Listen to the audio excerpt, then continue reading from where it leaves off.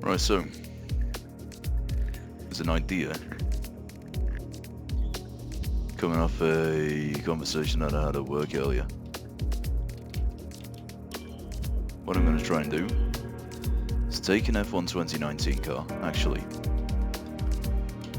going to have a go with this sound first, as it is monstrously loud.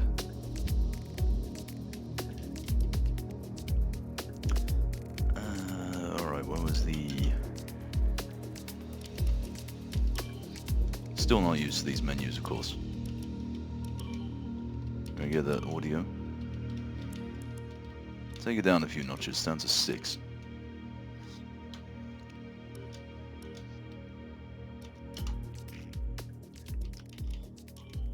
So the word on the street is that it is fairly unstraightforward, let's just say, to turn the ABS off after using it for a fair while,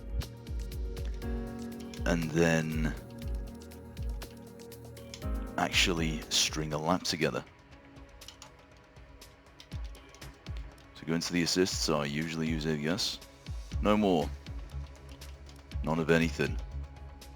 Apart from pit assist, because I'm shit at the pits, unfortunately.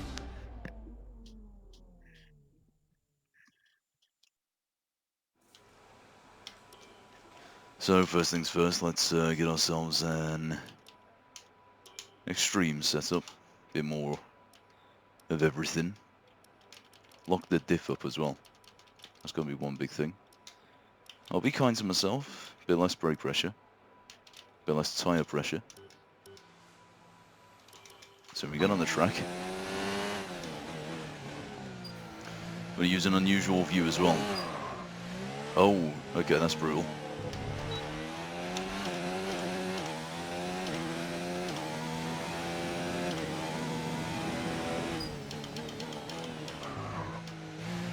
Oh, that is hard.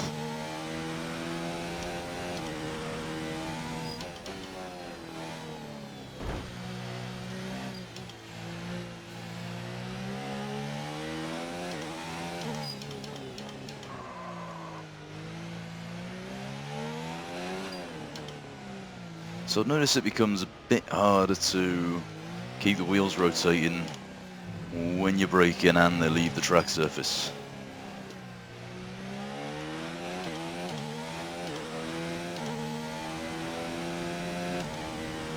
This one's going to be the big test. Slam it down and then progress off it. Trail braking's a lot easier in this game as well than 2018. Of course, keeping the car off the walls, not necessarily.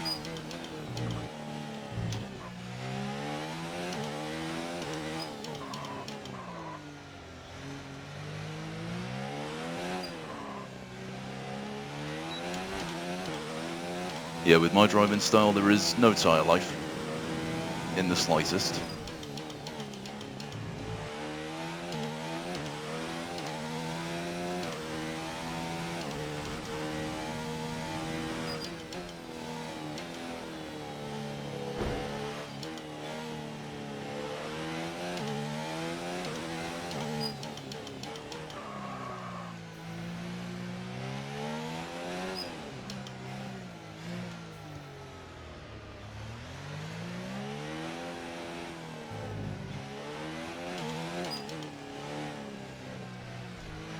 Bump.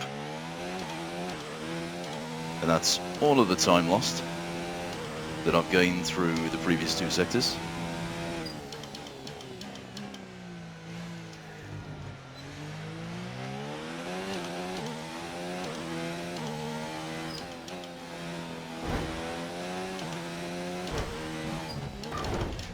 Yeah, that's a catastrophe.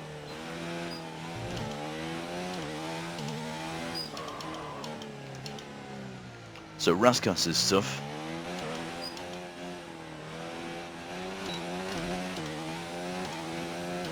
You want to be very touchy. That's what this is immediately teaching me.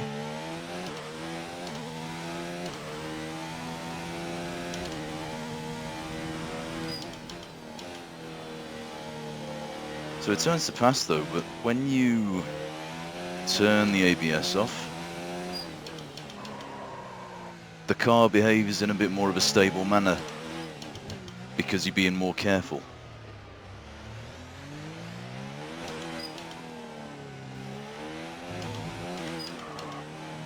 Gonna get to understand how Max Verstappen's so quick.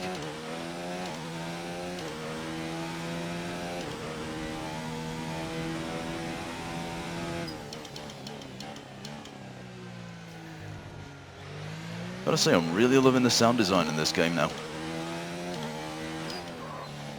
It's got that kind of electromagnetic grit that none of the other hybrid games ever had. All of the locking up.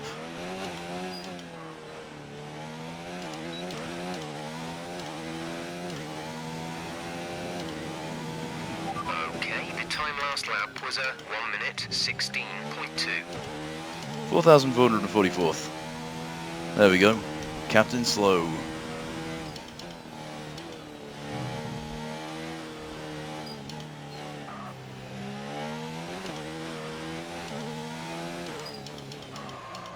So we'll try one more of these. And then we're going to get the curves out. We're going to go to Suzuka. Because that's much more technical. In its own ways.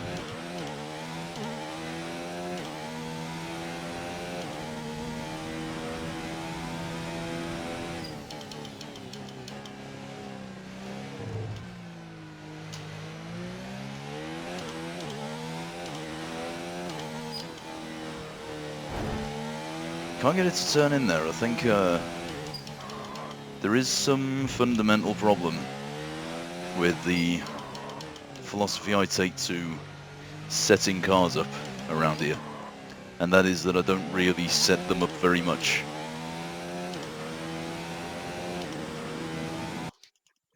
So yeah, there's one sort of look, and then we go to Japan, which is very wiggly, very wobbly, very sort of snaky, and undulating.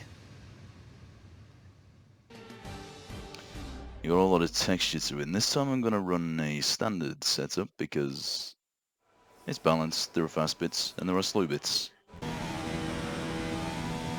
Very scary bits.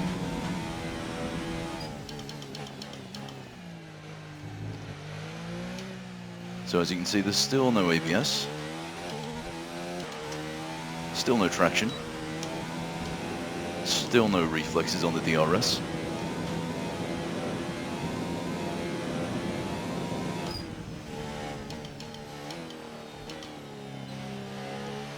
So in warming up here, I'm going to be slightly conservative.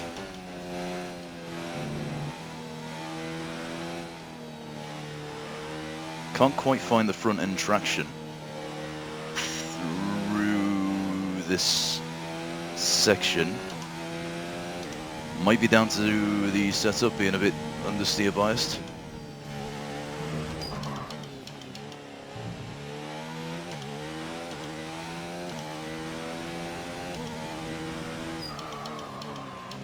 Yeah, a lot of the locking up seems to occur when you're sort of turning, when you've used up a lot of the tyres available grip on actually getting the car to change direction rather than slow down.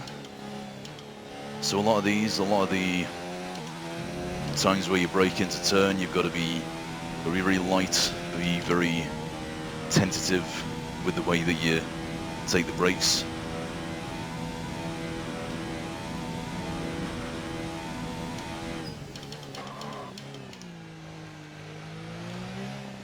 And be careful about the way you bias the brakes as well, because that plays a big part in the way that you actually use them.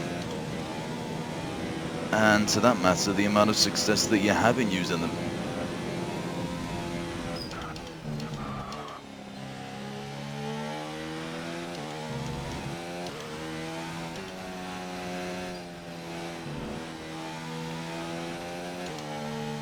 But turning the ABS off has fundamentally changed the way that I'm driving a lap around potentially any circuit. I'm a lot more considerate to the amount of grip that I'm actually using with these brakes. With no skill, of course, with no skill of the brakes, and no real regard to actually wanting to keep the car undamaged.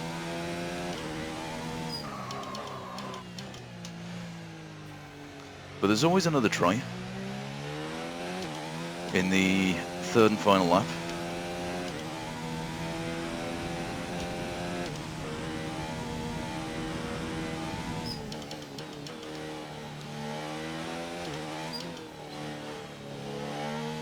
But as an observation of the car that I'm driving, the Red Bull this year feels so alive.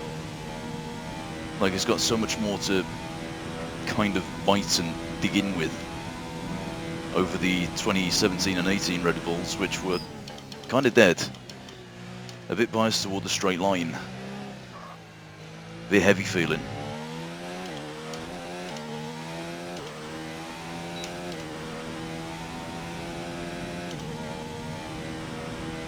So lap 3, final chance to make it work. Being very light on the brakes, and letting the car's change of direction and the natural drag from the bodywork do a lot of the work. Remember, it all counts for about 1.2 Gs of drag these days, sort of air braking.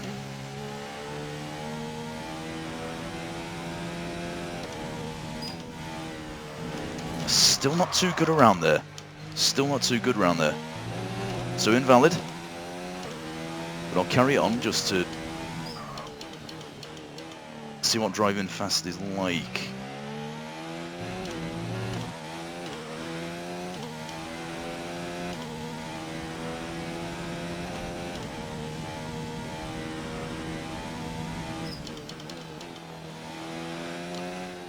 You notice the wheel is very smooth over the rough Suzuka surface. That's because I've got the wheel weight down, the overall strength of force feedback down, and the road effects minimal. And on the top of that, I'm using a Thrustmaster T150, which doesn't really put out much force at all. Oh, there we are. Very lively. Got to be so careful on the brakes when you come into a stop. So yeah, there's the gist of how it works. I'm impressed, to be honest. I thought it'd be worse than that.